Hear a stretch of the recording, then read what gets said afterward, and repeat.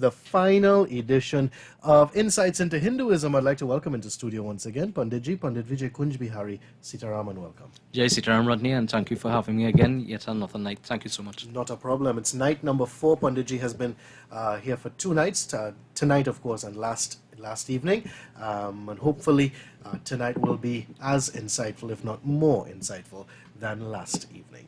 2994-103 is the number. You can send your questions, your comments even on that number by texting or WhatsApping us. 2994103. Insights into Hinduism, of course, is a program that runs, as I said, for this week. It's from 7 to 9.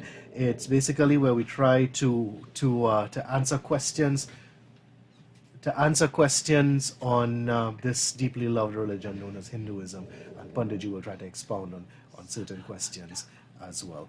So we say thank you to our sponsors. We got Motorists from Curep, South Market, S. Suku's Insurance Agency, Cinnamons Drugs World Limited, Amar Shopping Center and Variety Store of Ben Lomond Village in Williamsville, 4 R's Hardware and Electrical Shop of 131 Bonaventure Road, Gasparillo, Center Plus Pharmacy and Superstore, and Annan's Gold and Diamond Collection and the Jewel Box with locations across TNT. We will tell you a little bit more about our sponsors as time goes on, about all the offers that they have and everything that's happening with our sponsors with regard to Christmas and their sales and everything else. But for now, I'm going to ask Panditji to open with a word of prayer before we begin the discussion tonight. Sure. Hari Om.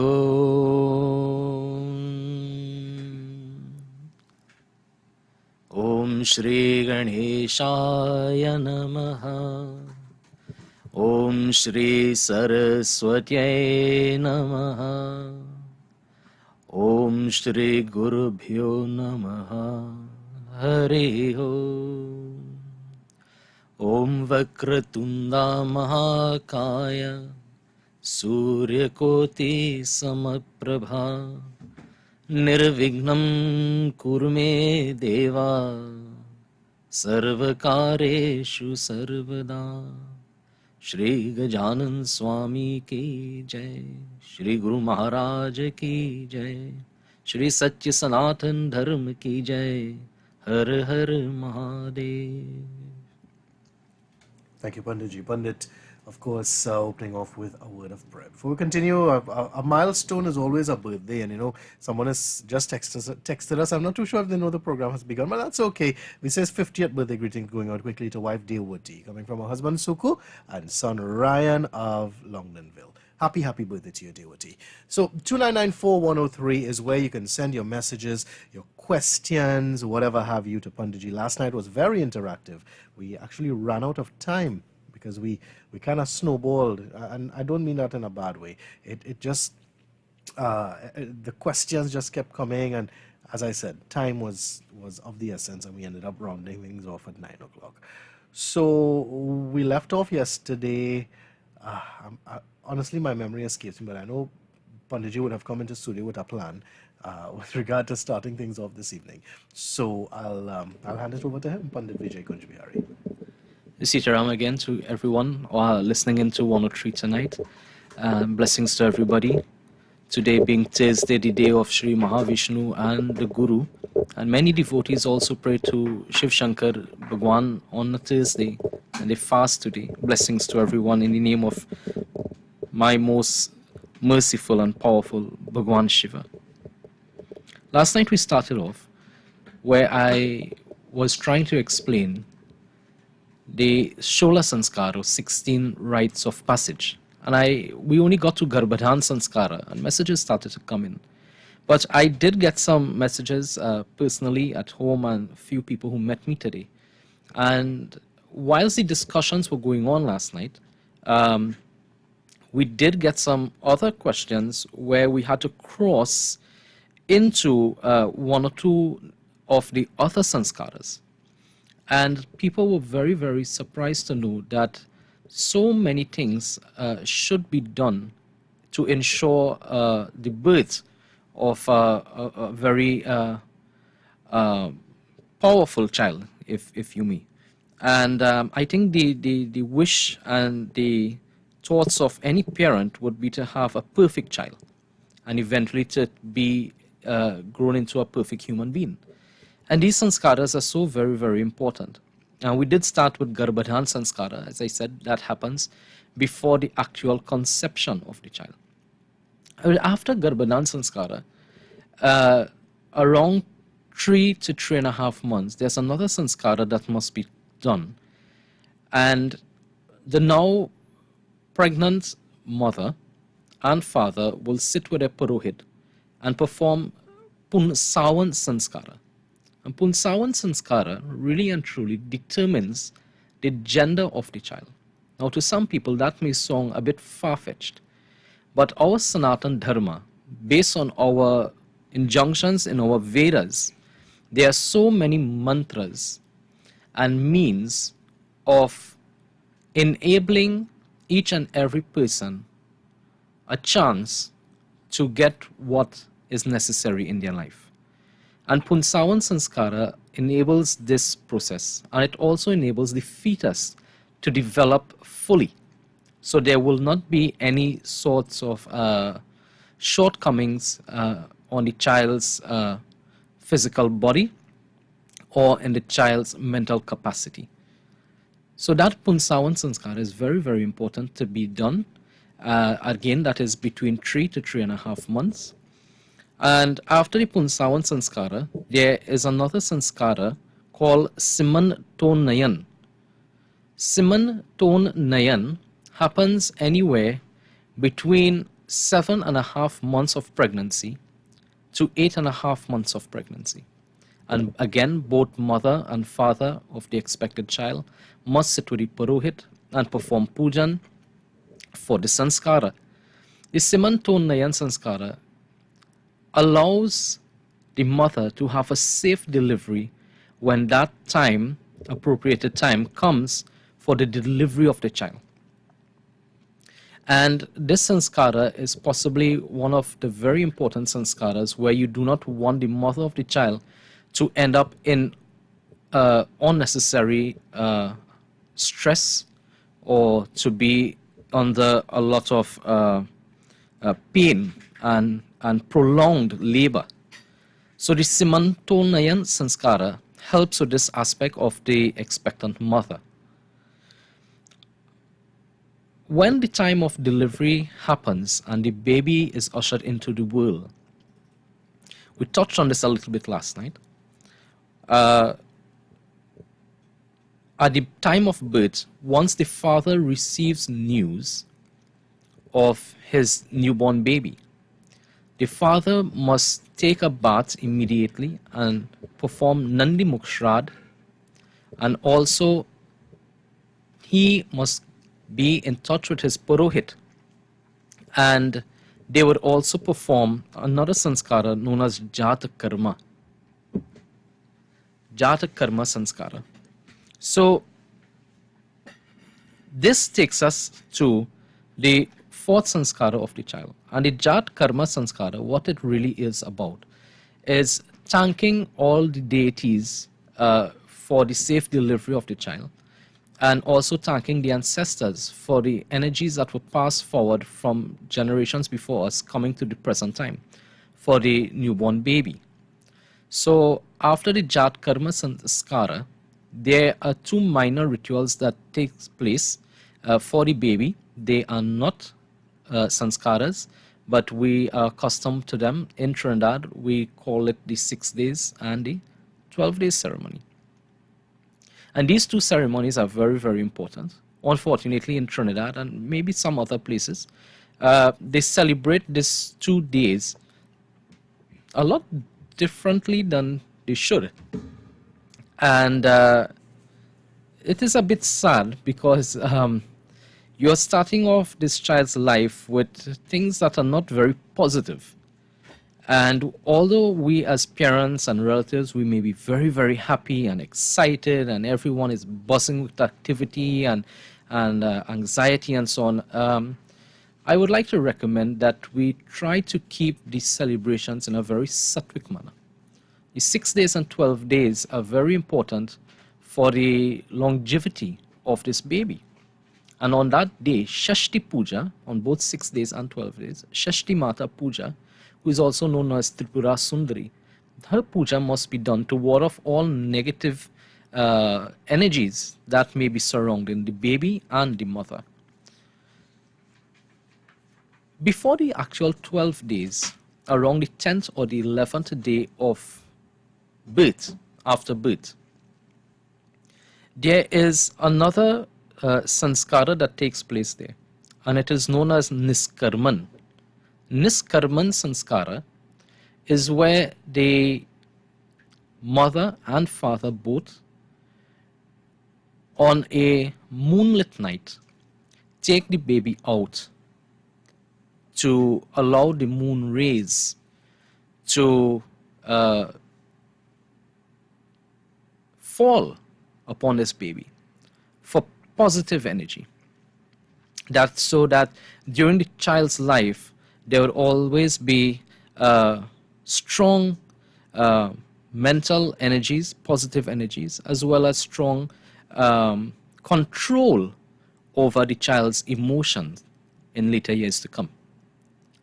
After the Niskarman Sanskara, proper consultation with your Purohit, your Pundit, your astrologer, whichever one you are privileged to have in your life, the other Sanskara that must be done is known as Namkaran.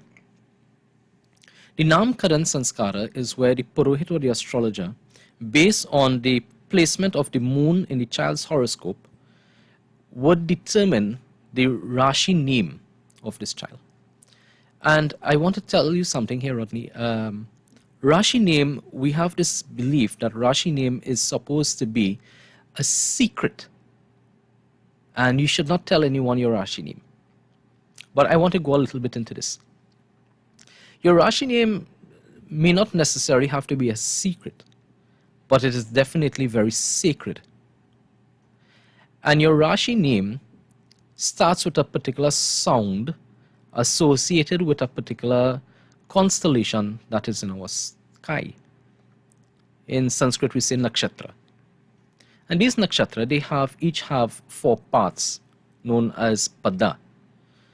And based on the time of birth of the child, you would take the sound associated with that part of the nakshatra where the child was born, and the name would be given to the child. So for instance, let us say the child was born in the second pada of Pushyami. The sound associated there is He. So you'll find somebody with the name Himraj, Hemant, names like this. If it is a girl, her name may be Hema, Hema Gauri, beautiful names like this. And the reason you are given a name like that, sound has the ability to bring energies towards a person. So you could have a name that is a correct Rashi name be given to you, and allow it to be your name, as we would say in Trinidad, that is your calling name. The legal name, it's the name on your birth paper and eventually your ID card, and whilst you go through school and eventually into the world of work, and that is your name. Then by other people calling you by your name, that would bring more and more positive energy into your life, because that sound that is associated with you at the time of your birth would bring positivity into your life. So the Namkaran Sanskar again is also very, very important. It must be checked carefully by a competent astrologer or Pundit, Purohit, once a person is well qualified in the field of Jyotish. And Jyotish is one of the 6 limbs of our Vedas. So after the Namkaran ceremony, at the age of 6 months of the baby, it would be the time when this child would now have to start a bit more solid food. And at this 6-month interval, the sanskara here is known as Annaprashna. Annaprashna. Anna meanings coming from the Sanskrit word anam, and it means food. So it is a time when the baby would start feeding on things like cereal and maybe a little boiled rice, some sweet rice, And again, the Purohit or Pandit, whoever is available, would come to the home, and both mother and child will sit with the father, and they would perform the Anna Prashna Sanskara, or what is known as the baby's first feeding of solid food. After the Anna Prashna Sanskara, at the age of 1, is when it is advised to remove the hair from the head of the baby that was developed in the womb. A lot of people in Trinidad, you would hear the term used, the hair chuti her, that it's unclean. I would not go so far to speak about unclean and so on, but the shaving of the baby's hair, known as chura karma or mundan sanskar, is, in my opinion, and the opinion of so many other authors and our rishis and our culture itself, elaborates on this mundan sanskar. And on that day, you can either go to a river, it can be done to your home, or you can go to a goshala. Goshala means a cowshed. And anywhere in those sacred premises, you can perform the mundan sanskara. And Rodney, I have personally seen where parents who have done the mundan sanskar for their babies, eventually those children were able by the age of 3 to 4 to already excel academically more than children who did not do the sanskara and who are already at a later age, meaning 6 or 7. And the intellectual capacity of the child, due to the mundan sanskara being performed, the intellectual capacity of the child is so much more. This child has complete ability for retention of whatever is being said or read, or his or her learning ability is strengthened doubly, triply more than a regular child who did not do the sanskara. So these sanskaras are so very, very important, and we have the other sanskara that is there after the mundan sanskara, where we have the sanskara known as Karna Veda. The Karna Veda sanskara is the piercing of the ears. Piercing of the ears. And the piercing of the ears, is it for both male and female? Or? It is for both male and female. Okay. And there's one little rule there, that the person who is to pierce the ears of the child must be married, whether male or female. Mm-hmm. If it is a gentleman or a young lady that is doing the piercing, they must be married. And if you are piercing a little boy's ear, you pierce the right ear first and then the left. And if you are piercing a girl child's ear, you pierce the left and then the right. Okay. So after the Karna Veda sanskara, then you have one sanskara that is known as Upanayan sanskara. The Upanayan sanskara is what we would call in Trinidad the Janeu ceremony. Okay. And I know I'm going to get a lot of questions concerning this here now. And the Janeu ceremony, or what is known as the Yagyopavit ceremony, is actually in fact written in our texts, so many texts, that it should actually be for both boys and girls. A lot of people don't know that. However, when the girl child arrives at the age of puberty, where she becomes a young lady, the option now is for that child, she can give up the Yagyopavit, or she may wear the Yagyopavit instead of over the left shoulder down to the right side. Provisions are there in our scriptures, in our sastras, that the child can now wear the Yagyopavit around her neck like a necklace. In some other sects of Hinduism, they call it bake. And the child can continue her life as normal wearing this. A lot of people will tend to condemn this statement because there's a particular word that will come up, Rodney, which one day I hope that we could get to deal with. And that word is unclean. That particular word, unclean. And unfortunately, I do not accept that type of thought and thinking. And maybe if tonight I get a chance, we'll probably dive into that a little bit. But after the Upanayan Sanskara, to allow the start of study in years gone by, they would have had what is known as the Gurukul system. So the child has to go to the ashram of the Guru, and the child will now study there under the guidance of the Guru. And so many people believe that if you go to the guidance of the Guru, that you're only going to learn how to read Ramayana, how to read Bhagavad Gita, and so on. No. In years before, the Guru must be a qualified individual in many fields and facets of life, not only in scriptural knowledge, but the person must be well-rounded also in academic knowledge. So when you go to the Gurukul system, you are starting off at, we would consider, preschool age, and it is possible that you'll go straight up to what is known as university level or tertiary level, possibly even post-tertiary level. So the Upanayan Sanskar provides that platform for you to start study.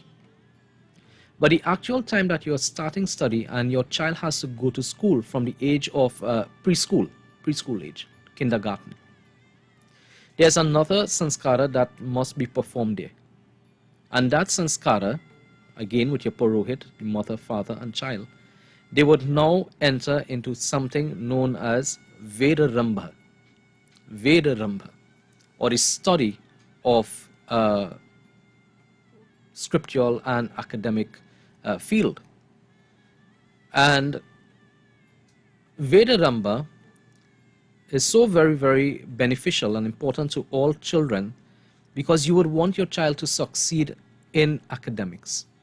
Because you know, Rodney, as what everybody else would know, if you do not have a proper, sound, firm education, so many things in your life can go not so much the way you expected. You may not get a good job. Someone may try to defraud you in some way.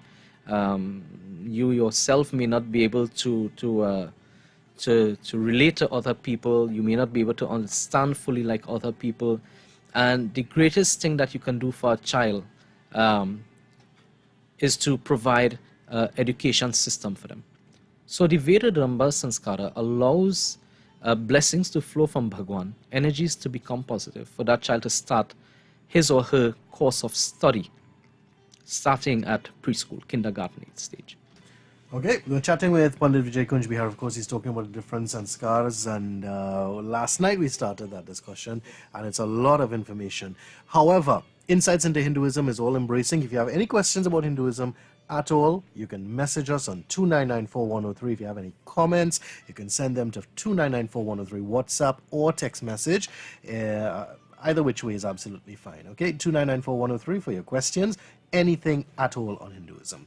We say thank you to our sponsors. We've got several of them to say thank you to. We have Motorist of QRep, Anand's Gold and Diamond Collection in Gulf City, C3 Movie Town over there in Chaguanas as well, Center Plus Pharmacy and Superstore. We have 4 Hours Hardware and Electrical Shop. Now 4 Hours Hardware, they do credit. Yeah, they're of Gasparillo on the main road, Bonaventure main road out there in Gasparillo.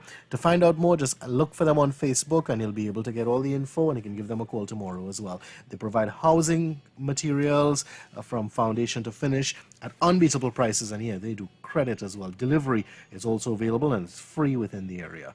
We have Sinanand's Drugs World Limited of Rampasad Plaza in Pinal. They are also with us for all 4 nights. S. Suku's Insurance Agency, agents for Tattle Insurance. We have the South Market. That is the final day for the South Market, is this Saturday. South Market is an exhibition of local products and, well, produce and products. And this coming Saturday from 10 until 5 in the afternoon, you can catch them at Naparima College in San Fernando. It's the final exhibition before the new year, and they're not going to open as soon as the new year hits. This is the final one for 2018 and for a while, actually. We also would like to say thanks to Amar's Shopping Center and Variety Store of Ben Lomond Village in Williamsville, also with us for all 4 nights. Insights into Hinduism on 103. We pause for a little beautiful bhajan, actually, a beautiful Vishnu bhajan.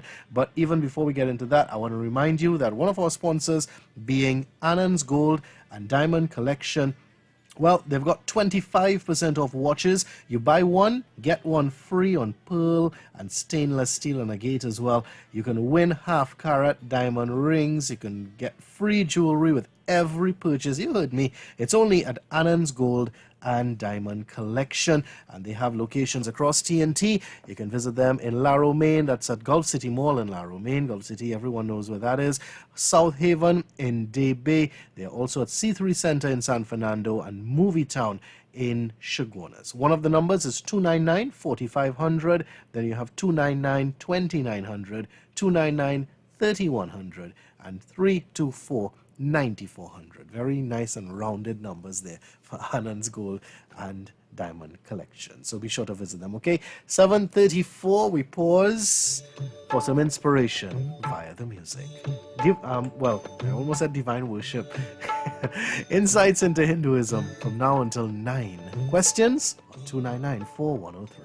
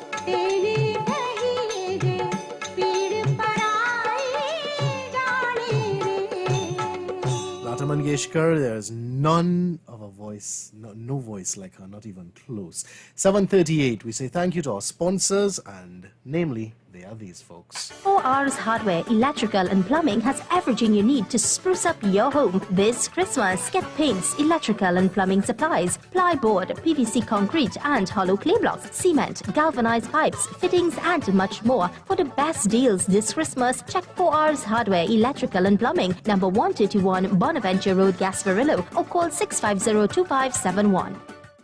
No need to waste time and gas shopping around. Get everything you need under one roof at Amar's Shopping Mart and Variety Store of number 46 Benloman Village, Williamsville. They've got all your supermarket needs covered with a wide range of grocery items. Amar's also stocks Puja supplies, stationery, household and gift items, mini appliances, car products and liquor. Amar's Shopping Mart and Variety Store number 46 Benloman Village, Williamsville. Opening every day including public holidays, 7:30 a.m. till 8:30 p.m. Telephone 650-0707. Center Plus Pharmacy and Superstore, your number one stop for pharmaceuticals, baby items, cosmetics and more. Get your blood pressure, blood sugar and cholesterol testing done. They're open Mondays to Saturdays from 8 a.m. to 8 p.m. and on Sundays and public holidays from 8 a.m. to 1 p.m. Center Plus Pharmacy and Superstore, Ramsamud Straits Junction, Daybay. That's 166 SS Erin Road in Daybay. Center Plus Pharmacy and Superstore, where health and convenience meet.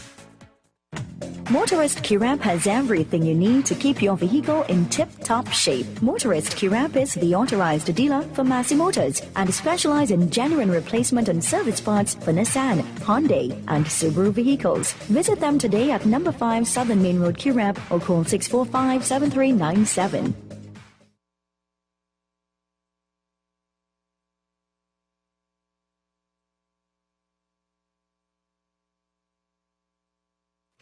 Well, you know, the discussion between me and Babaji off the air went so good that I didn't even realize our ads were finished.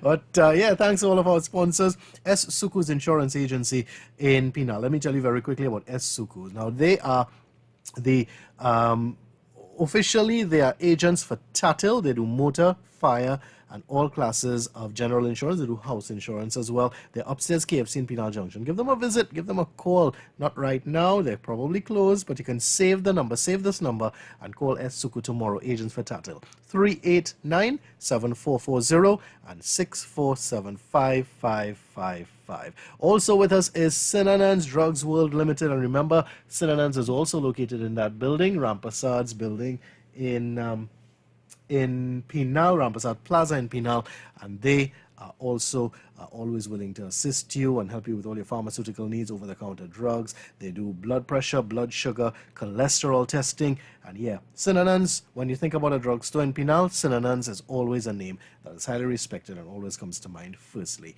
South Market is a collection, an exhibition of local items for sale, and we're talking about different things, including plants. Imagine that. They have plants, they have craft, they have so much. And you can do this, you know, get your Christmas gifts at South Market. Head down this Saturday to Naparima College. Just ask where the best school in the world is, and you'll find directions to head down to Naparima College. And you can head there from 10 until 5. 10 in the morning till 5 in the afternoon. And South Market is the place to be. It's absolutely free, free entry. It's an air-conditioned venue. They've got sufficient parking, even wheelchair accessibility, believe it or not. South Market this Saturday from 10 to 5 at Naparima College. Panditji, while we were off the air, we got several questions, so I'm going to try to facilitate some of them. I know that we had a discussion going on, but as I said, Insights into Hinduism, we're open for questions. You can send them to 2994103, text or WhatsApp, any which way. So Monica wants to know, when a family member dies, why can't we or anyone, any immediate family, light diyas? Or even, is that true to begin with? Let me go down a different path first before I answer that question. Whenever anyone dies and you completely shroud, either on the 12th or 13th day, thereafter you can continue with your what is known as Nitya Karma, or your worship every day. where you're accustomed lighting your diya or find your dhar on a certain day, your argya and so on, lighting your little agarbati, whatever you're accustomed doing. It's called nitya karma or daily devotion. That must be continued. So when a festivity like Mahashivratri, Navaratri, or even Deepavali comes about, and a person wants to worship in the way that they are accustomed doing, we must bear in mind that on the day of the Shraddh, on the 12th or 13th day, as we locally we say Bandara, when that Pandit comes to your home, Gita part would have been read, yeah, and bells would have been sounded in the home and Ganta sung and so on, and Maha Krishna Bhagwan Pujan and Maha Vishnu Pujan would have been done in that home. And the fact that this is being done in the home and Bhagwan Shri Krishna enters your home to receive this pujan, your house is completely purified. Because the time of Asauch, which is the first 10 days after the funeral, that is already gone. So what I'm saying is that after that Shraddh, that 12-13 days time, you can continue with your regular devotion. So when Mahashivratri, Navaratri, Deepavali comes about, and you want to do your regular puja at home, not necessarily that you're calling a Pundit here, but your own personal devotion, you can do that. And even if you wish to take a Pundit to do puja, you can. There's no law stating that you cannot. However, Rodney, this is what happens here now. Society believes that when death happens in your home, not until the 1 year ceremony happens, that you should remain in grief. So if they see a person having a birthday party, or they continue building their home, or they decided to light many diyas on the Pawali night, society may tend to frown upon such an act or acts, thinking that the family does not have regard for the deceased. And that may not necessarily be the case. So I want you to understand something, Rodney. It is not something that our religion looks down at, but more so society and what somebody else will say. Yeah? So I would advise you, when the Pawali comes and you want to light your diyas, you may not do so extravagantly, but definitely at least do your Mahalakshmi Puja and light the 8 diyas with regards to the 8 forms of Mahalakshmi Devi. So scripturally, there's nothing saying that you cannot continue your personal worship. I hope this answers your question. Okay, thank you. My mother-in-law passed away almost 3 months. Wanted to cut my son's hair. It's first, or do I have to wait after the 1 year? You understand that question? I think I do. Firstly, please accept my condolences on the passing of your mother-in-law. If the 12th or 13 days has been completed, and the Purohit or the Pandit was kind enough to explain to you that our scriptures says that in the age of Kali Yuga, the Sapinda Karna can be performed on the 12th day. Then if the Sapinda Karna was completed for your mother-in-law, then by all means you can go ahead and complete the sanskara, which is known as the Chura Karma, or as the shaving of the baby's hair. That may be also, I should say, speak to your Pandit, whoever your Pandit is, and explain to them your wish and desire, and ask what is the tradition of your family or the family that you are in. What is their tradition? What do they do? Do they normally wait for 6 months? Is it tradition that they wait for 1 year? But scripturally, Rodney, our scriptures declare that once the Sapinda Karna has been completed on the 12th day in the age of Kali Yuga, which we are currently in, you can continue with your regular pujan and sanskaras and rituals that you would want to do. So I hope this answers that question to that person.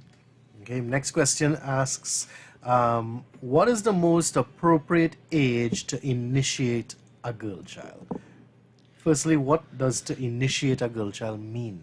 Well, the word in initiation, there are a lot of people that would not like to use the word christening because it would tend to lend to another religion. And they believe it's a sort of baptism, so to speak. So in Sanatan Dharma, when we say the word initiate, it means to accept a guru or to have the Yagyopavid Sanskar completed for that child. And the age that is recommended by our scriptures is anywhere between 8 to 12 years. There is a system in Trinidad where we recommend to people, recommendations have been made. I am sorry, I cannot say that I do that. I do not recommend it. But it is done in Trinidad where we say before, well, now it's called SEA. Prior to that, it was common entrance and entrance exams and so on. And it was promoted that a child should be initiated before these exams, so that by chanting of the Guru Mantra, the child would become enlightened, and his blessing or her blessing would come from the Ishta deity, so that learning would be a whole lot easier for that particular child. So again, I personally recommend that the child must based not only on age, but based on maturity of the child.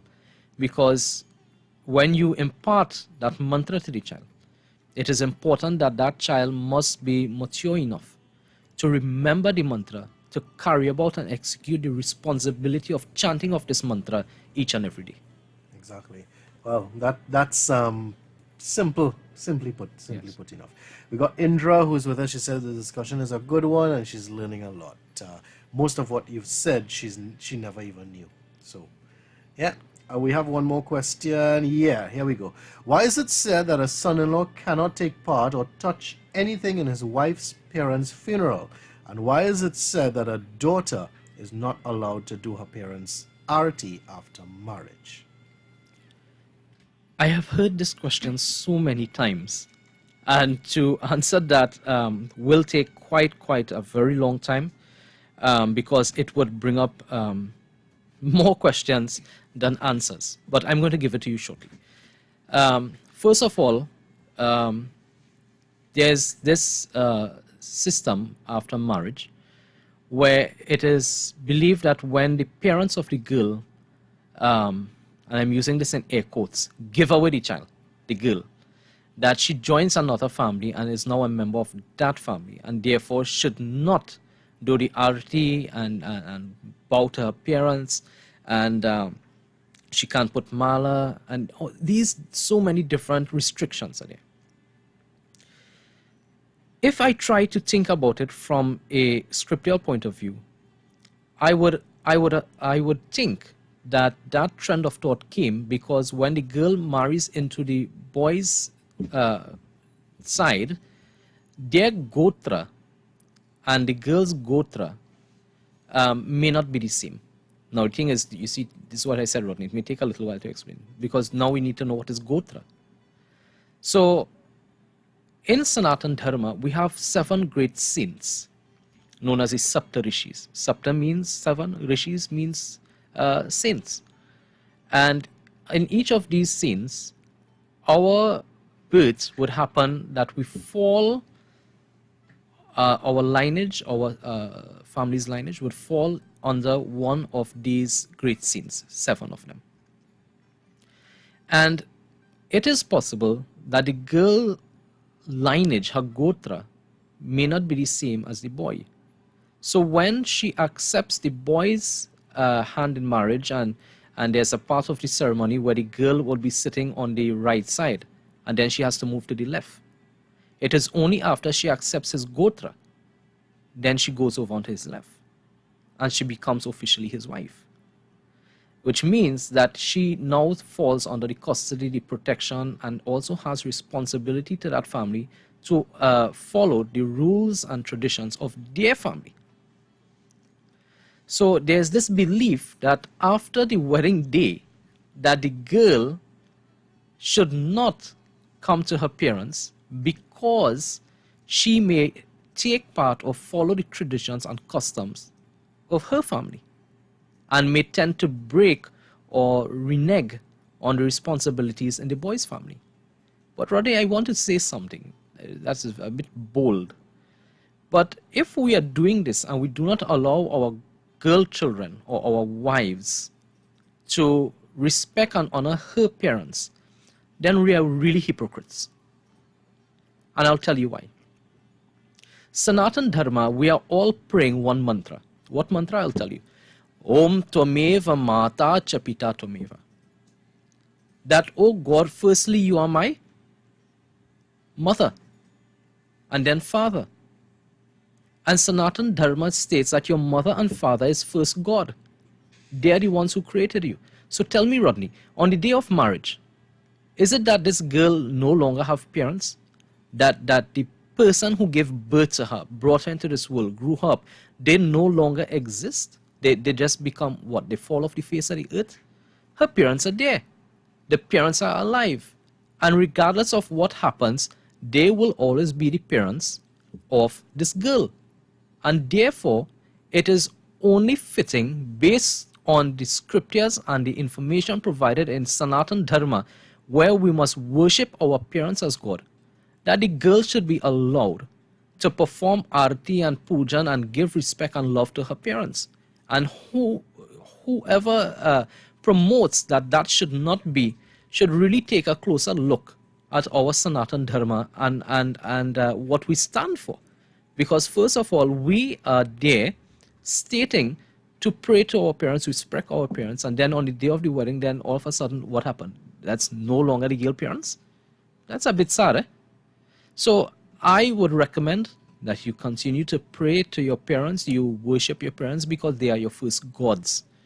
And if you're not doing that, then what would happen? On the day of the funeral for the parents, when the parents eventually die, you have a child who did not get proper closure after marriage with her parents, didn't get to spend enough time, did not get to show love and affection, did not get to appreciate her parents how she wanted to.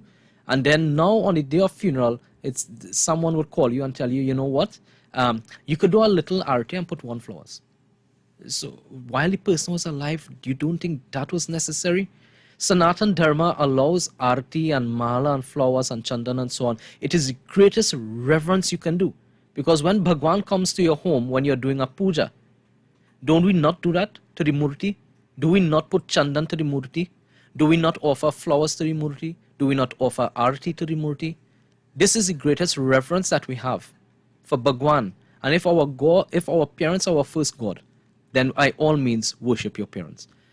So the part with the son-in-law, if you remember the part where I said that the gotra may not be the same for him and his in-laws.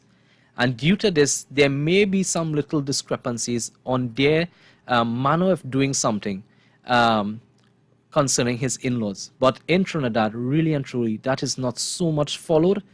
And honestly, I do not see why you should not allow sons-in-laws not to take part or daughters-in-law, because sometimes it comes down to the situation where it is the in-laws of someone who looked after them before death. And it is very sad to push that person away on the day of the funeral. So you're saying that it isn't written anywhere in the scriptures boldly or with clarity that either by they reference should. or anything, because Garud Puran states clearly, if a person dies, and I'm going to get blows here now, but I can prove what I'm saying. If a person dies, and Garud Puran makes the reference in such a way that it is a man we're speaking about, a male.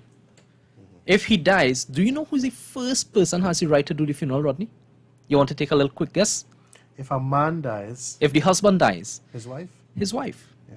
The wife has the first right to perform his rituals. And that's written in Garud. And that is in the Garud Puran. It is written there clearly. So Please what do you forgive think me, has I changed? can't give you the page number and the exact Right. paragraph and so on right now, but it is there in the Garud Puran. What has changed? Honestly, I don't know. I don't know where the misinformation has come and why is it that the people would tend to tell you that only the sons alone, where the sons have right as well, the daughters also have equal right. And it is also stated in there that even the daughter-in-law can perform the ritual. The cousins can perform the ritual. If no one is there, then the king, it is stated king because this book was written so many years ago, but the king, meaning the leader of a particular village or the country, can do the ritual. And if no one is there, then the Purohit, the Pundit of that person who has died, should take it upon his or herself to perform the Anteshti Sanskar, the funeral rites of that individual.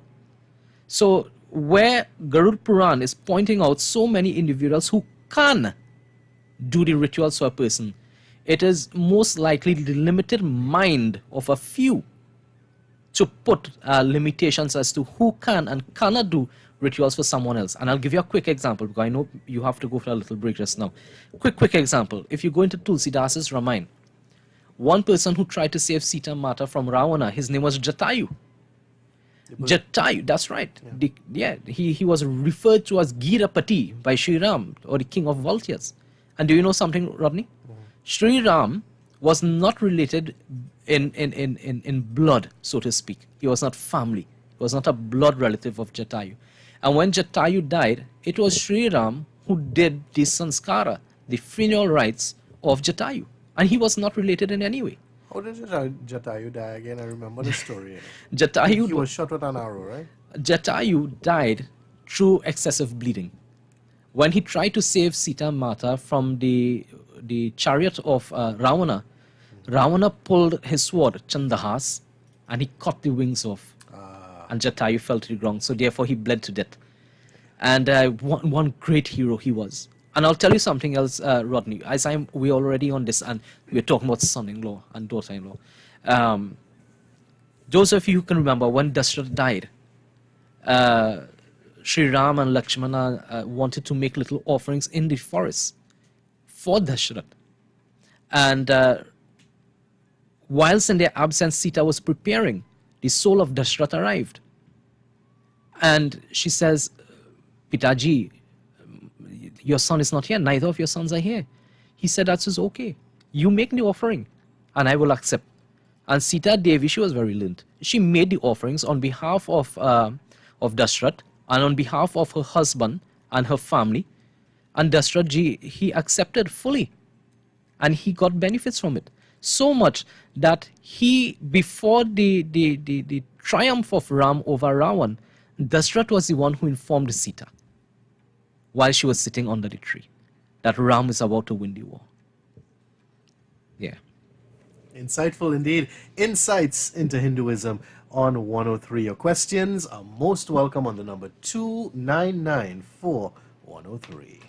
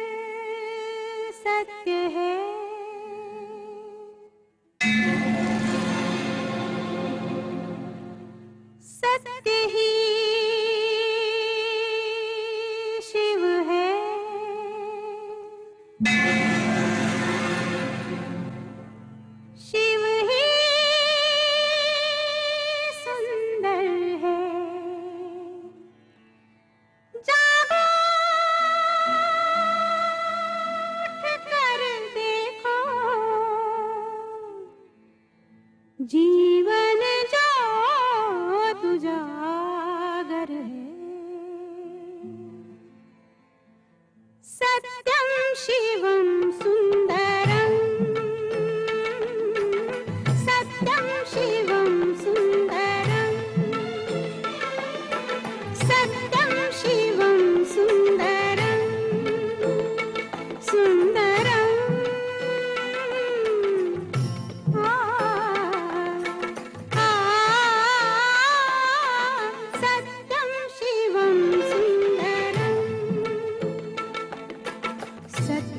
शिवं सुन्दरम् ईश्वर सत्य है सत्य ही शिव है शिव ही सुंदर है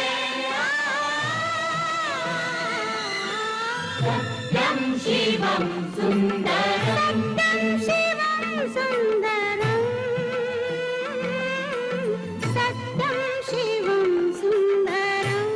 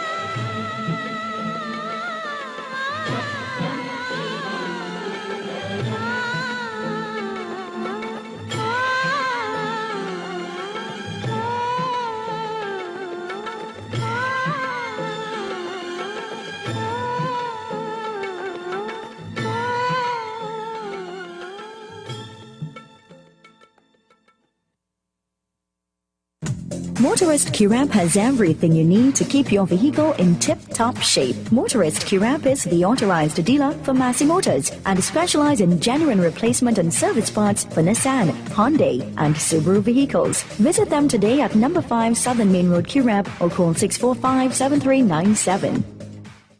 No need to waste time and gas shopping around. Get everything you need under one roof at Amar's Shopping Mart and Variety Store of number 46 Benloman Village, Williamsville. They've got all your supermarket needs covered with a wide range of grocery items. Amar's also stocks puja supplies, stationery, household and gift items, mini appliances, car products and liquor. Amar's Shopping Mart and Variety Store number 46 Benloman Village, Williamsville. Opening every day including public holidays 7:30 a.m. till 8:30 p.m. Telephone 650-0707.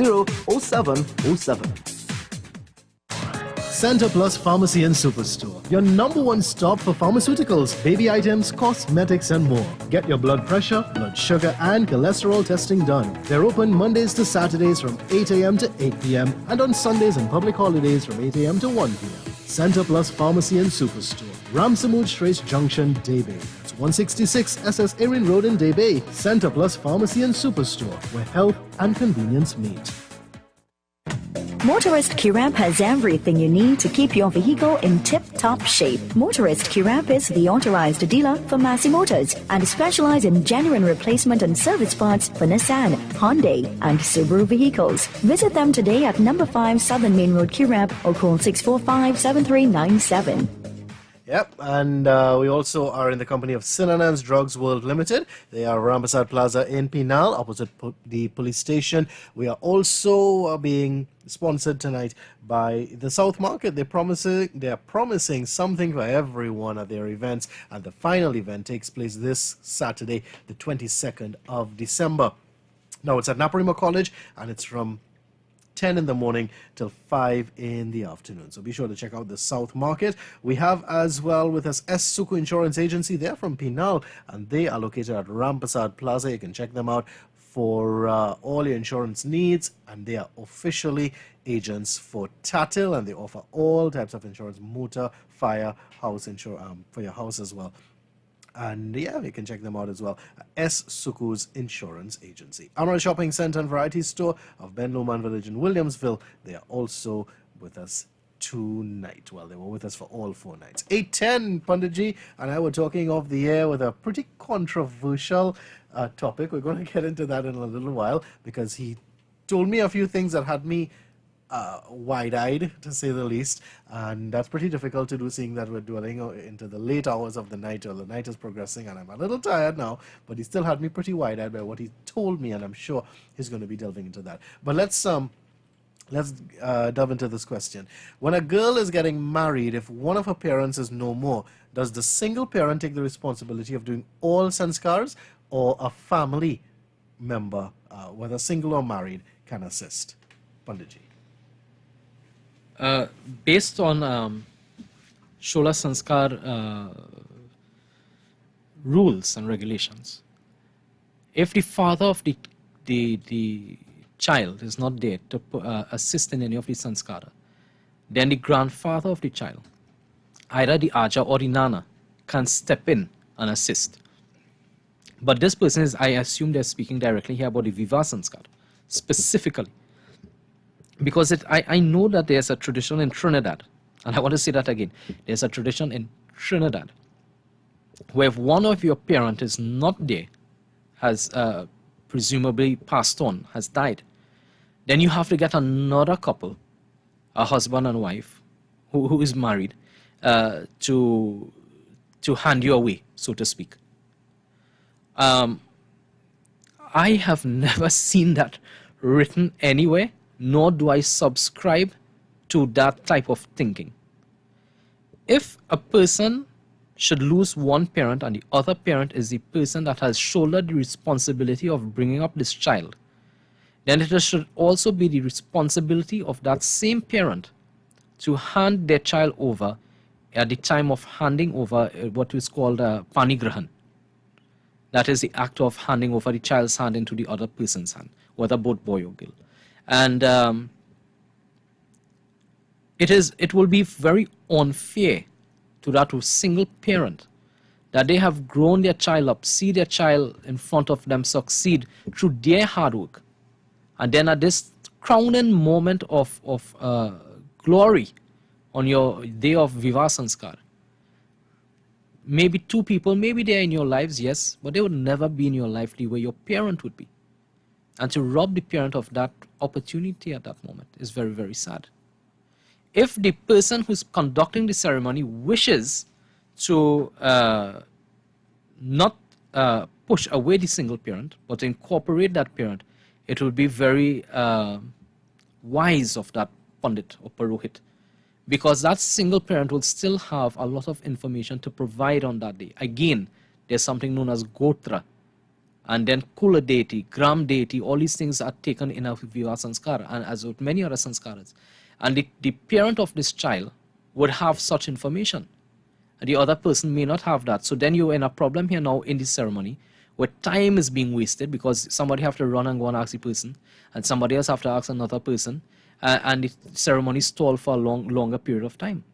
So I do not accept the trend of thought that you need to get two other individuals to stand as your parents. It is quite fitting that your parent can stand and hand you away on the day of your Viva Sanskar. Okay, and it's not written in our scriptures that if one of the parent dies, That's right. two other persons. That's quite right. Okay, great. Well, we got a lot of questions yesterday and even today about different things based on death, whether it be the soul or it be rituals and such. And persons have a lot of questions, presumably because it's something that a lot of people stay away from, or at least learned heads would stay away from for one reason or the other. It's pretty controversial, and there are things that people would not like to talk about. So we have a question based on that. Now, this gentleman is asking, is it compulsory? Now, this is the question that I asked Panditji off the air, and his response had me wide-eyed, but nonetheless, let's hear what he has to say. Is it compulsory to do a 6-month shroud? And this person is saying their mother-in-law passed 5 months ago, and they do the monthly Pinda offerings, which is on the new moon. So there'll be monthly Pinda offerings on the new moon, and there would be 13 new moons for the year, 12, 13, yeah? So that's the question, Baba. Well, to answer the question, we would have to first go down the road of the monthly offerings. Let me touch that part first, so that we can explain the 6 months or the 1 year. So please pay careful attention, those of you who are listening in via your radios or internet at home. Whenever a person dies, it has become the norm to offer 1 pinda every new moon day. I don't know if you know about that, Rodney. And if we continue offering 1 pinda for the new moon of every month, there's 1 new moon in every month, so that will be 1 pinda every month. How many months do we have? We suppose to have 12 months. And if we offer 1 pinda every month, then we are offering 12 pindas. The thing is, that jiva has to travel through 16 cities in Yamlok. I'm going to say that again. The jiva has to travel 16 cities in Yamlok. So in other words, the jiva, escorted by the attendants of Yamraj, they're called Yamdut. They would take this jiva through 16 cities. Every time this jiva enters a city, food and water should be waiting for that jiva to partake of. But Rodney, there's a little problem. If I am offering 1 pinda per month and that leads up to 12 pindas, and we are going to 16 cities, I'm an accountant, I'm a chartered accountant, but something tells me that we shorten up something somewhere, because I have 12 pindas offered and 4 more cities still to cover. So in other words, I'm short 4 pindas. That's not good. However, Garud Puran speaks about every 3 weeks from the day of death. Every 3 weeks from the day of death, you offer 1 pinda straight up to the 11.5 months. And you know what would happen? You'll get 16 pindas. Thereby allowing the soul, that jiva, to receive what is due to them in each city. Okay, so that's every 3 weeks Every 3 weeks. for 11 and a half months. Well, I know the 11 and a half months months. part, right? Correct. Yeah, and the 1 year prayers would be done That's at right. 11 and a half months. How do you, well, not calculate, but how do you mark the day where, is it exact every 3 weeks? Like today is Thursday, so I'm doing it next 3 weeks on Thursday, same time. Is it like that? Or- So what you do, you check from the date itself, the actual date. Now, this is not English dates I'm speaking about. This is known as tithi, lunar days.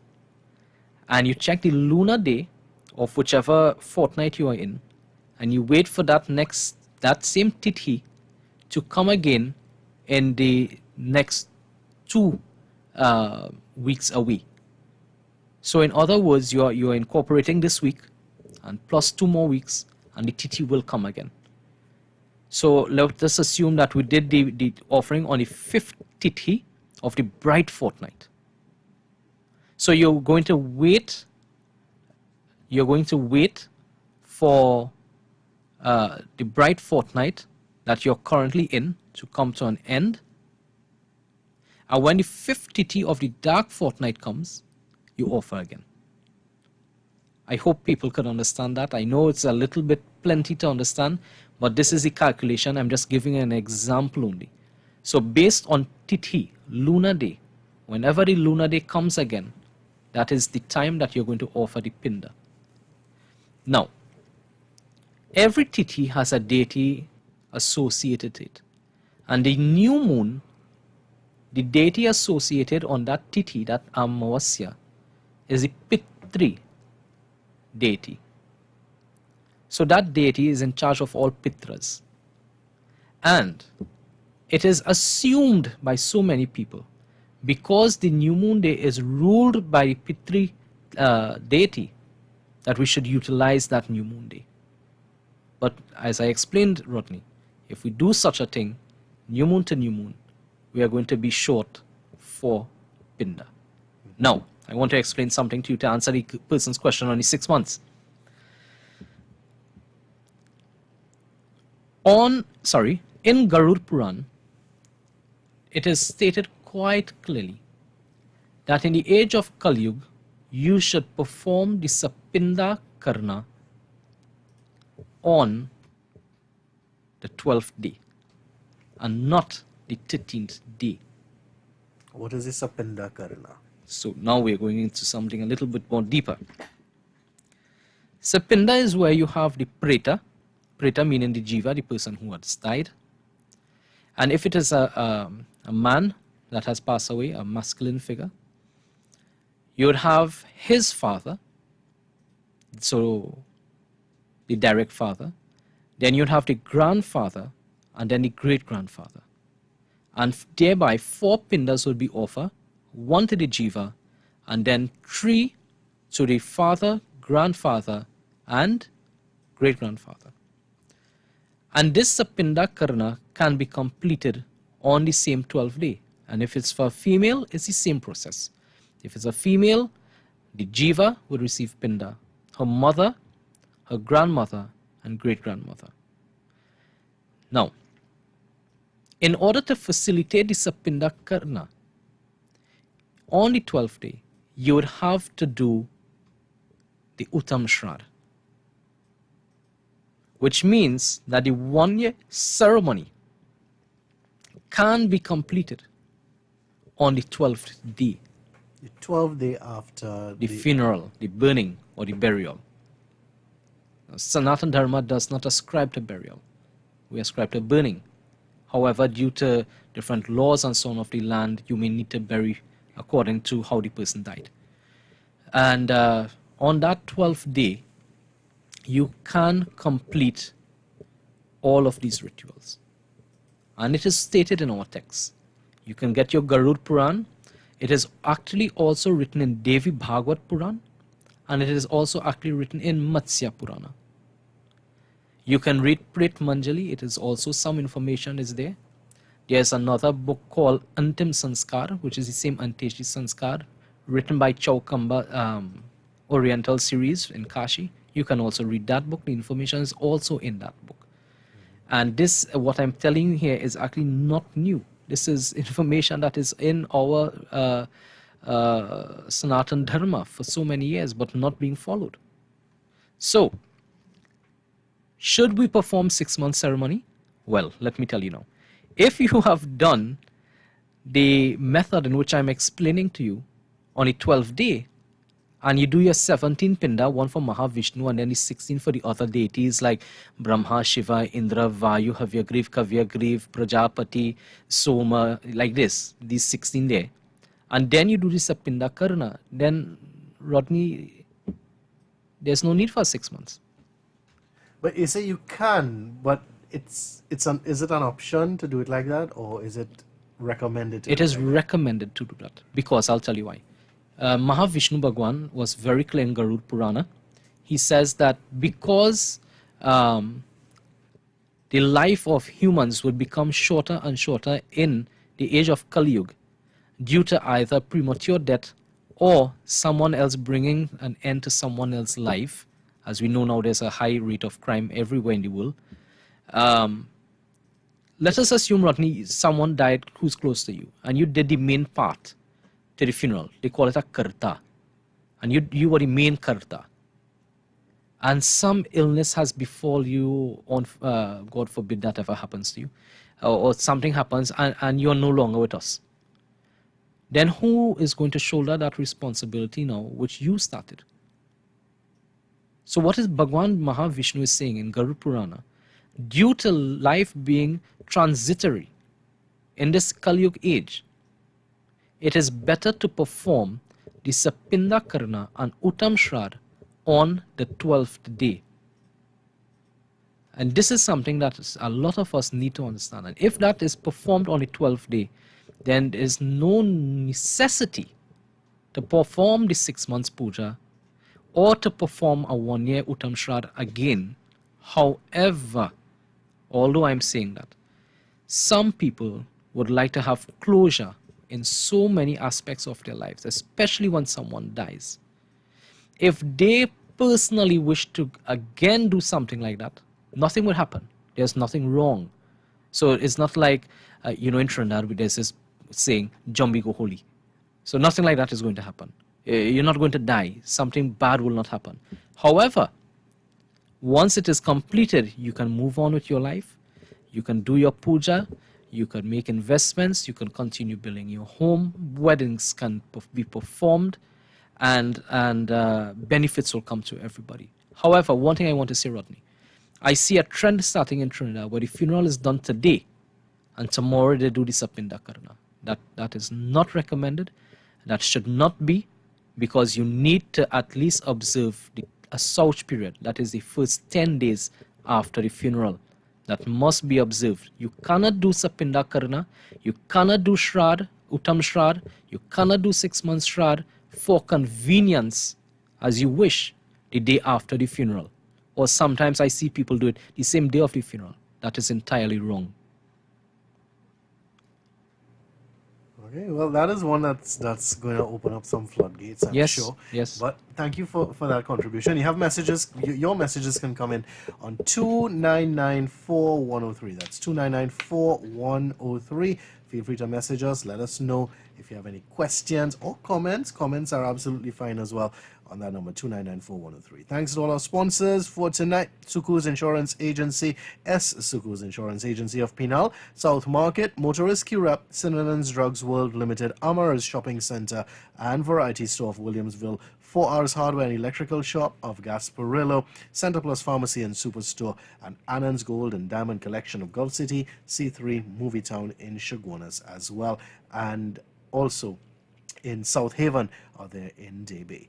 So yeah, 2994103 is the number you can send those messages to, and Panditji was just talking to us about the Shrad and the Pinda. So what about if people do it the way that I know they do it, which is you have the shaving, you have Right. the what they call the bandara, Bandara, right? yes. Then you have the 6 month prayers, which Right. is at 5.5 months. Yes, You have the 11.5 months, which is the 1 year prayer. correct. And the monthly pindas. And Yes. you follow everything, and you do everything with all your mantras and everything. Is that well, is it 100% correct? Because It- you're still offering 12 pindas.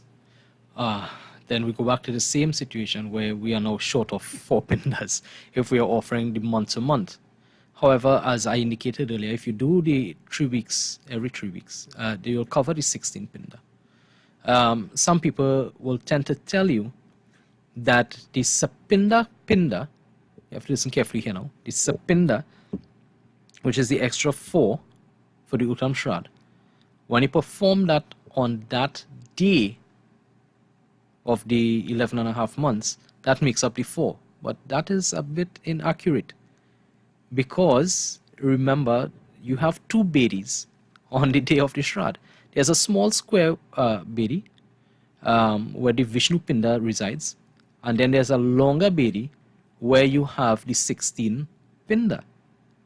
And those are the 16 Pinda that is representative of the different deities that would rule over Ansh Avatara, or different manifestations of Yamraj in his realm.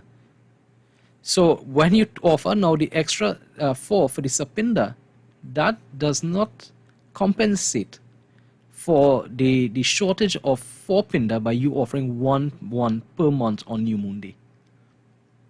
Okay. So you do fall short. You do fall short. All right. Yeah, it's 8:30. How about we pause for a beautiful bhajan? 2994-103 is where your questions come in. Thanks to all our sponsors once again for tonight's program. Remember, you can get this on our website in case you missed tonight or any other night. It is available on our website on the podcast. You just look for it. It's on YouTube as well. We're going to have it uploaded to YouTube for you to be able to avail yourself to. So today being Thursday, Panditji, it's a day also for your guru, right? Yes, it is. Yes, Okay, it is. well, let's enjoy this one. This, I was told, was composed by Satya Sai Baba himself.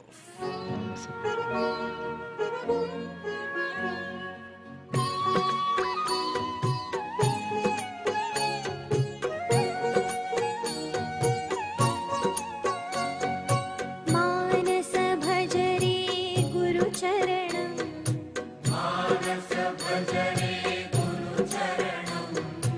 मानस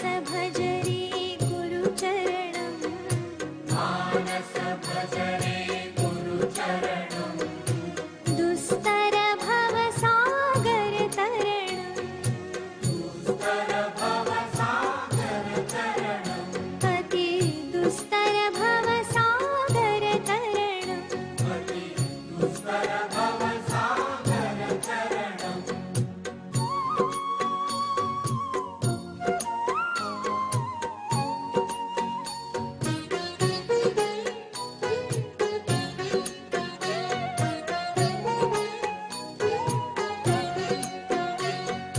गुरु महाराज गुरु जय जय गुरु महाराज गुरु जय जय गुरु महाराज गुरु जय जय गुरु महाराज गुरु जय जय साईनाथ सद्गुरु जय जय साईनाथ सद्गुरु जय जय सत्य साईनाथ सद्गुरु जय जय साईनाथ सद्गुरु जय जय ओम नमः शिवाय ओम नमः शिवाय ओम नमः शिवाय शिवाय नमः ओम नमः शिवाय ओम नमः शिवाय ओम नमः शिवाय शिवाय नमः ओम नमः शिवाय ओम नमः शिवाय ओम नमः शिवाय शिवाय नमः ओम नमः शिवाय ओम नमः शिवाय ओम नमः शिवाय शिवाय नमः अरुणाचल शिव अरुणाचल शिव अरुणाचल शिव अरुण शिवो अरुणाचल शिव अरुणाचल शिव अरुणाचल शिव अरुण शिवो अरुणाचल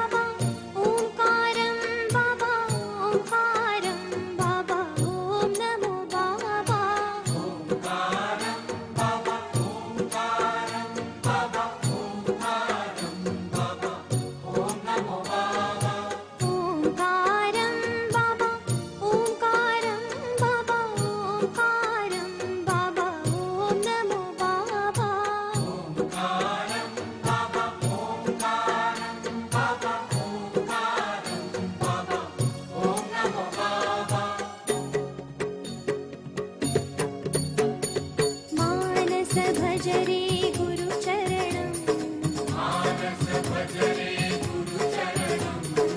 दुस्तर भवसागर तरणम्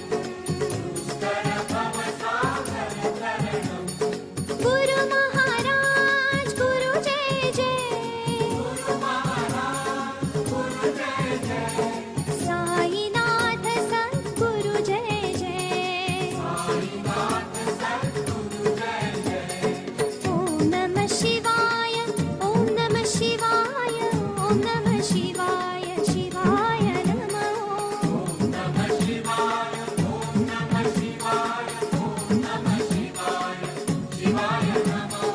अरुणाचल शिव अरुणाचल शिव अरुणाचल शिव अरुण शिवो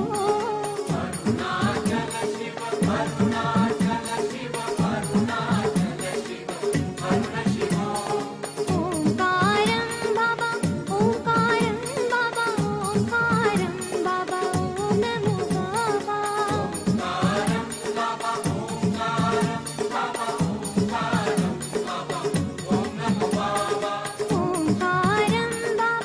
ओंकारं बाबा ओंकारं बाबा ओम नमो बाबा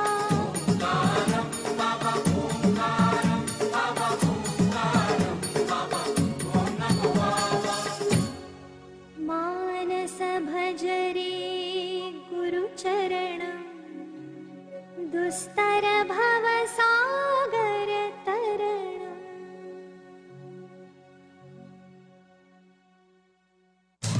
Center Plus Pharmacy and Superstore, your number one stop for pharmaceuticals, baby items, cosmetics, and more. Get your blood pressure, blood sugar, and cholesterol testing done. They're open Mondays to Saturdays from 8 a.m. to 8 p.m. and on Sundays and public holidays from 8 a.m. to 1 p.m. Center Plus Pharmacy and Superstore, Ramsamud Trace Junction, Daybay. That's 166 SS Erin Road in Daybay. Center Plus Pharmacy and Superstore, where health and convenience meet. Motorist Curab has everything you need to keep your vehicle in tip-top shape. Motorist Curab is the authorized dealer for Massey Motors and specialize in genuine replacement and service parts for Nissan, Hyundai and Subaru vehicles. Visit them today at number 5 Southern Main Road, Curab, or call 645-7397. No need to waste time and gas shopping around. Get everything you need under one roof at Amar's Shopping Mart and Variety Store of number 46 Benloman Village, Williamsville. They've got all your supermarket needs covered with a wide range of grocery items. Amar's also stocks puja supplies, stationery, household and gift items, mini appliances, car products and liquor. Amar's Shopping Mart and Variety Store number 46 Benloman Village, Williamsville. Opening every day including public holidays 7:30 a.m. till 8:30 p.m. Telephone 650-0707. 8:37. Yes, it's quite an enthralling program. Very, very, very insightful as well. Panditji, I'm going to allow you to take over here with regard to the next question. We had a call off the air, and the person was able to speak to Panditji directly on 2994103. But remember, you can still send your messages 2994103, text or WhatsApp messages. Either which way are absolutely welcome. Now we have that question, and we have another one to facilitate. I don't know if you want to delve into that one firstly, from that caller off the air. Sure. So Panditji is going to pose the question to our listeners and then expound a little bit. So, Rodney, what the gentleman was asking, very nicely, he asked, on the 10-day ceremony, what is known as the shaving, a lot of individuals who call themselves Mahapatar would ask for things like sponge and sheet, slippers, a lamp, umbrellas, and the likes. And some ask so many other things. He's asking, is that necessary? Is it compulsory to make these offerings on the day of the Dasgatra? Dasgatra is the shaving, the 10 days. Garud Puran says that whilst you are alive, whilst that person is alive, whilst you are living, you should give charity with things like umbrellas so that a person can be shaded from the sun or the rain. Give things like food and water so a person's thirst and hunger will be quenched, will be satisfied. Give things like a slipper or shoe that the person would not have to feel the extreme scorching heat from the ground. Give a gift of a bed or a mattress or sponge where the person can lie comfortably. If you are building a mandir, you should have a canopy or a landing somewhere where people can shelter from the harsh weather and be comfortable. At some point in time in your life, you should dig a well or provide water for other creatures and human beings. So these things should be done whilst you are alive. You're saying these are dictated in the Garud Puran. Not only Garuda Puran, but many of our other texts. And what has happened is that, unfortunately, Rodney, a lot of people do not do these things while they are alive for many different reasons. And one of the main one, possibly, they did not have enough financial means to do so. So now at death now, obviously a lot of fear is there. Not only grief, mostly fear. So they believe that if I don't give this and I don't give that, then something bad is going to happen. So now, on the day, there are individuals that will ask for certain gifts. I am not saying that you cannot give the gifts. However, as a Pundit, I can tell you, and many other Pundits and Mahapatra, they can tell you that sometimes if you give the gift, it may not be utilized fully. Some may have it stored somewhere in a room, it may put down somewhere, may never be utilized for any reason. But if you do this whilst you're alive, then benefits will follow in the underworld. Records will be there by Chitragupta, and Yamraj will not allow that jiva to experience any hardship in his realm. So the person will always be in a comfortable position. The jiva itself will always be in a comfortable position. So if you wish to give these items to the Mahapatra, I cannot stop you, but I can tell you that it is not so necessary after death to do so, but you can do so whilst alive. Now, having said that, if you do wish to give after the Shraddha, not the 10 days, the Shraddha, which is the 12th day, gifts of items of clothing or different sorts of the umbrellas and the lamps and so on, do so to people who really need it, people who will use it, they will make use of it. Then benefits will follow you and benefits will come to the jiva as well. So I hope, Uncle, if you are still listening, I hope my answer can assist you in some way. As you know, we are very limited on time in the studio, so I can't go into too much details. But again, please, to every listener, whilst you are alive, do this type of charity and goodness will surely follow you. Thank you for that. Thank you for that answer, Panditji. Final question, at least for now. Our listeners can always message us on 2994103 if we have more, and we already got another one. So we have two questions, Baba. Sure. The first one, it says, can you explain why most pundits consider wearing blue to do Lord Shiv Puja a bad omen? I've heard it's bad because he drank the halahal poison, and is that why? Is it written anywhere that Lord Shiva hates the color blue? Over to you. That is an interesting question. I never heard that comment before, that Lord Shiva hates the color blue. What I do know that a lot of people believe that blue should be offered to Lord Shiva. And you go to different homes and you see a colored jandi being offered blue. Again, I don't know your parampara, your kul tradition, but I want to point something out to you, Rodney. If you know the Lord Shiva Arati, Jai Shiva Omkara, and you go down, lower down into that Arati, there's one line that says, Shwetambar Pitambar Bagambar Range. That, O Shankar Bhagwan, you who love the color cloth and clothing of Shweta, Shweta is white, Pitambar, which means saffron, orange, yellow looking color, like sannyasi, they wear that color. And Bagambar means tiger pattern cloth or tiger cloth itself. So I know that these three colors are what we use for the worship of Lord Shiva. Honestly, I cannot answer where the blue and green has come from. I know people offer peach, maybe because it's the closest color they could find to the saffron at that time. I can't answer for the blue, and I'm not sure as to if any pundit said it's a bad omen. What I do know, it is not recommended to wear blue or any dark colors at all for any puja, because darker colors would not allow positive energy to enter into the body and into the psyche of the person during the puja. Well, as you touched on that, I've never seen a blue jandi. Oh, well, lucky for you. We in the central area, we find that a very, very prevalent. What does blue represent? Actually, Maybe I have, I'm probably sure I did.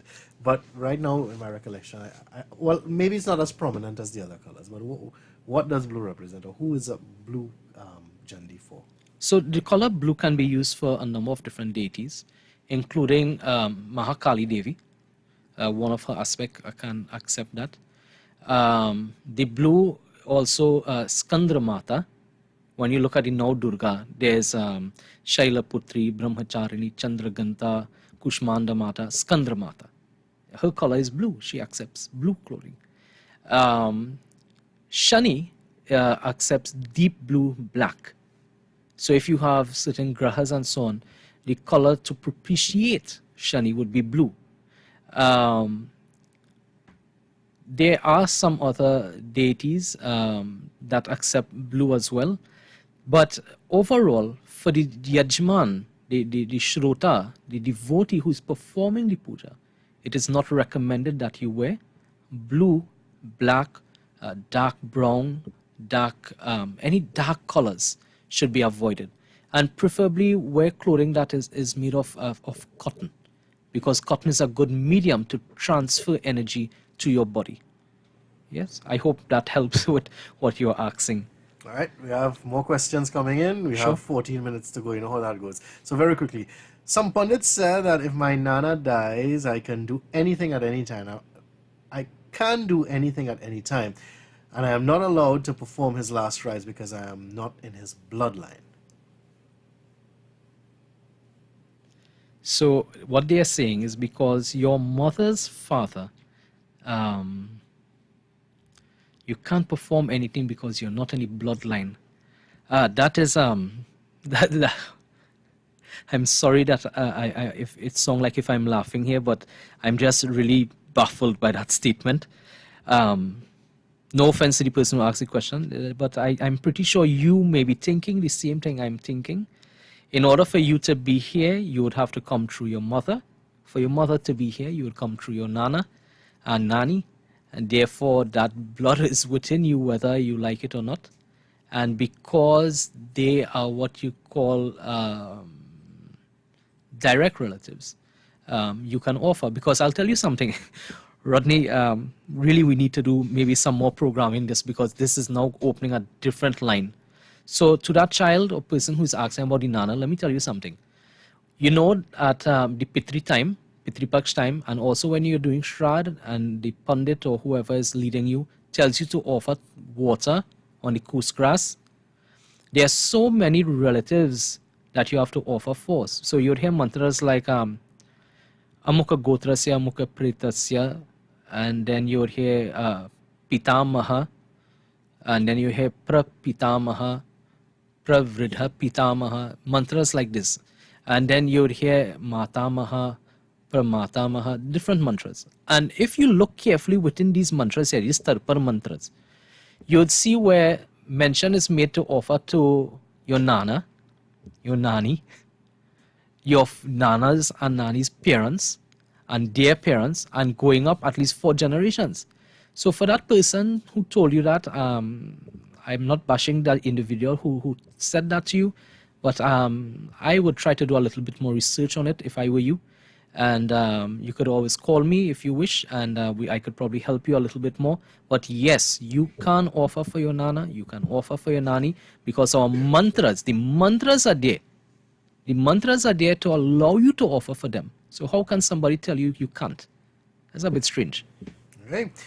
Questions again, Baba. We have 10 minutes to go. Very quickly, thanks to all of our sponsors: S. Suku's Insurance Agency, Cinnamons Drugs World Limited, South Market, Motorist Q Rep, Amara's Shopping Center and Variety Store of Williamsville, 4 Hours Hardware and Electrical Shop of Bonaventure Road in Gasparillo, Center Plus Pharmacy and Superstore, and Anand's Gold and Diamond Collection. They've got several locations, including at Gulf City, And also South Haven and Day Bay.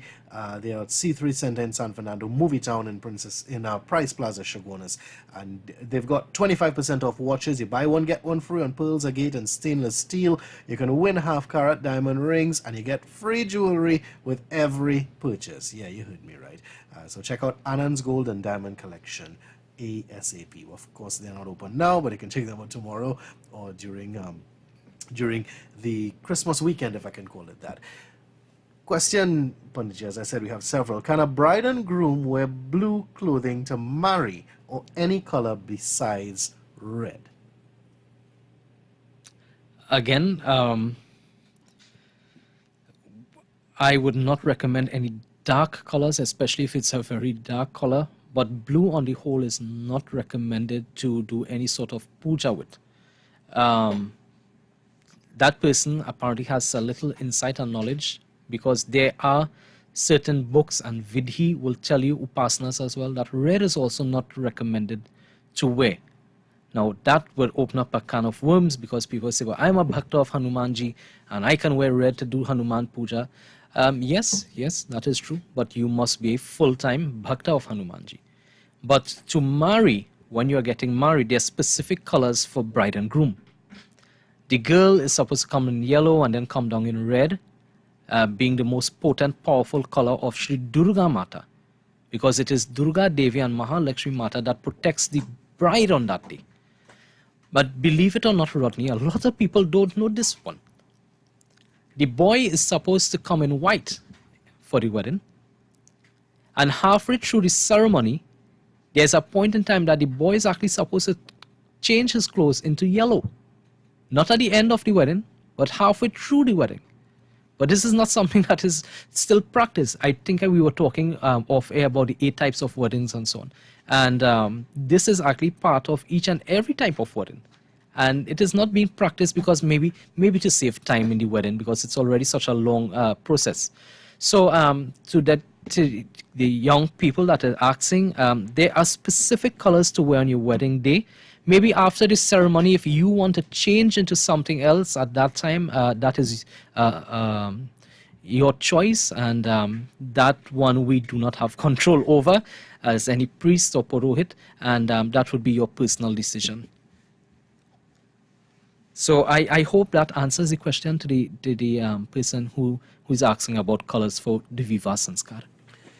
Someone also says that when someone dies, we can't celebrate Diwali. Well, you went into that already. Yes, we did. But we can still celebrate everything else. Why is that? That's a pretty general question. That's but I'm a sure general you'll be question. able to facilitate that. Actually, you're supposed to treat everything equally. So if you're not going to celebrate Diwali, then why celebrate anything else?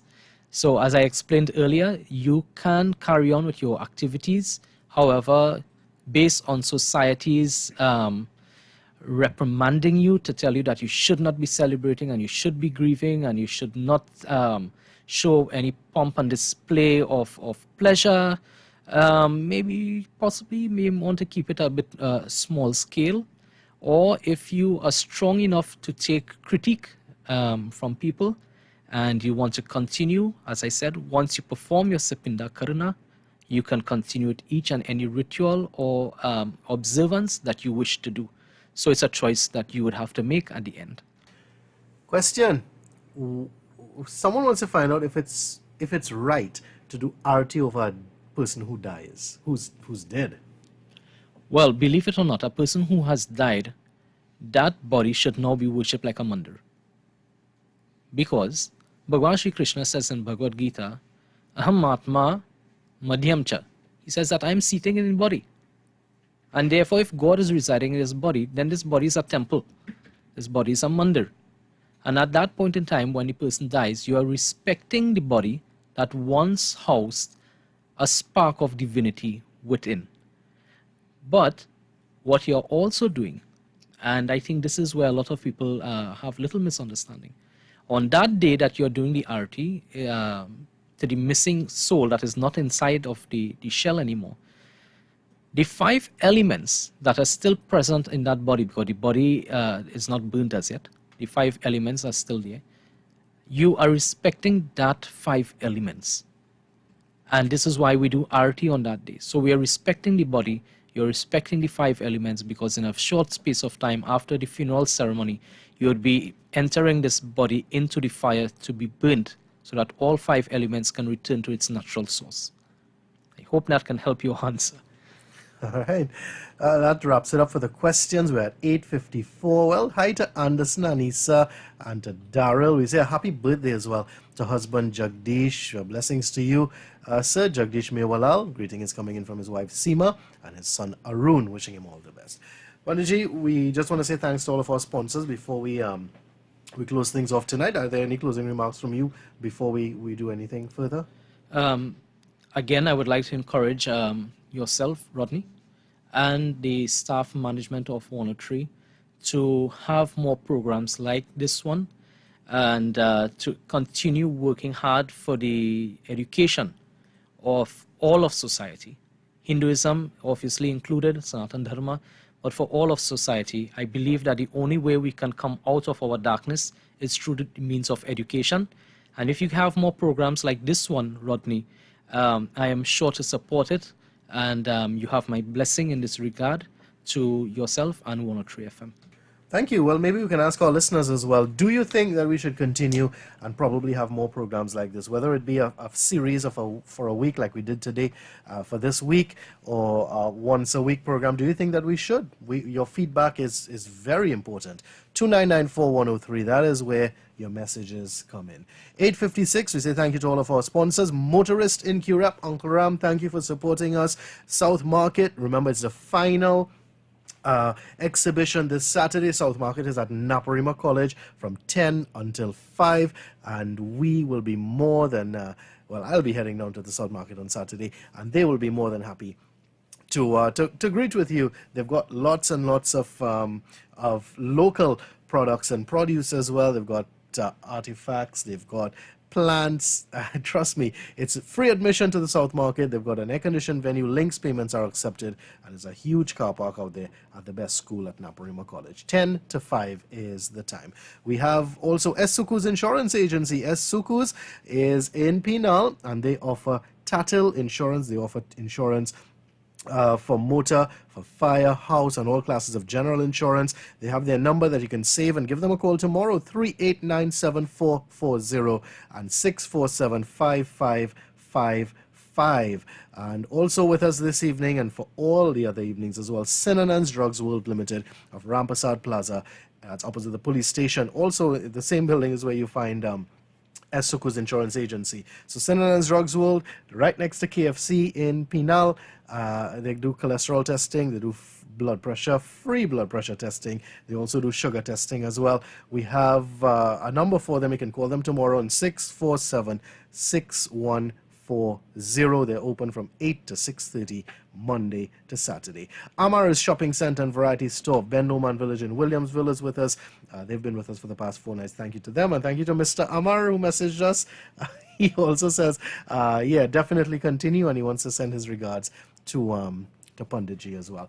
We have Center Plus Pharmacy and Superstore, the Mahabir family always with us.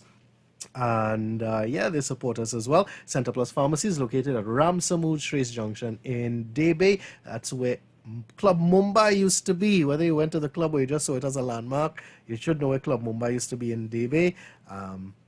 They will also be more than happy to support us in the future. And Center Plus Pharmacy and Superstore, they're with us tonight as well. Anand's Gold and Diamond Collection of Gulf City, they're also at South Haven, at C3, and at Movie Town in Chaconas. They've got a grand Christmas sale going on. You can get half carat diamond. You can win a half carat diamond jewelry. You can win so much more at Anand's Gold and Diamond Collection and the Jewel Box. So thanks to all of our sponsors, all 8 of them for tonight, and out of those 8, 5 of them have been with us for all 4 nights. We thank you very, very much. I asked the question, should we continue? And I have about 10 messages with a resounding yes. So we'll see how it goes. Pandit Vijay Kunj Bihari, it's been a pleasure having you in studio for the past 2 evenings, and for your insightful delivery. And we say controversial, but that is when you have, I wouldn't say opinion, but when you have facts in front of you, you tend to attract controversy in one way or the other, Yes. especially when you're talking about something as complex as the Hindu religion. And again, I would like to iterate that it is not just for Hindus to be listening in. The teachings of Hinduism, of course, can be are wide-ranging in the same way the teachings of Christianity, the teachings of Islam, and it's a program that we encourage all listeners to stay tuned to. As I said, we're very hopeful. In the new year, we'll be continuing. No promises. We'll see how it goes, and stay tuned to 103 to find out more. Panditji, we are at 9 o'clock. I've spoken for the last 4 minutes. I would like you to give your closing remarks and, of course, a closing prayer as well. Again, I would like to thank you again, Rodney, for giving me this opportunity to be here and to share the information that was passed on to me by my Guruji, Swami Bhaktanandaji Maharaj, and other gurus that are in my life, Swami Prakashanandaji Maharaj, Dr. Kantilal Khatri, Joseph Raghunath, better known as Teach, my own father, Dudnath Kunj Bihari, and so many other people, Pandit Vigyan Dharamdas, that contributed to me being where I am today. I would like to thank all of them sincerely. If tonight anything that I have said that was good and beneficial to you, it is only through the grace of my Guru and my God. If anything that I have said that I have offended anybody, I wish to apologize. It is only through my own ignorance and stupidity. So thank you all so much for listening tonight. And as you continue to go about your duties tonight, or maybe before you go to rest, I would like to pray with each and every one of you. Hare Om. He Krishna Karuna Sindhu Deen Bandhu Jagatpate Gopis Gopika Kanta Radha Kanta Namostute Om Shantakarang Bhujagashayanang Parmanabhang Sureshang Vishwadharang Gagana Sadrishang Meghavarnang Shubhangam Lakshmi Kantam Kamalanayanang Yogi Bhirdhyana Gamyang Vande Vishnum Bhavabhayaharang Sarvalokaikanaatam Om Akhandamandalakaram Vyaptam Yena Characharam Tatparam Darshitam Yena Tasmai Shri Guruve Namaha Shri Gajanan Swami Ki Jai Shri Guru Maharaj Ki Jai Shri Satya Sanatan Dharma Ki Jai Namah Parvate Patiye Har Har Mahadev. Jai Shri Ram, Jai Sita Ram. Blessings to each and every one of you. Be happy. Thank you once again, Panditji. Pandit Vijay Kunj Bihari, it is a pleasure to say thank you again for the last 2 evenings. Blessings to you as well.